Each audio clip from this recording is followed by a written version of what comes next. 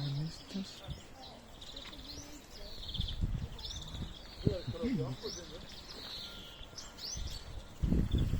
Ganz vogig hier. Oh, das ist ein bisschen dickelig. Das ist so dickelig.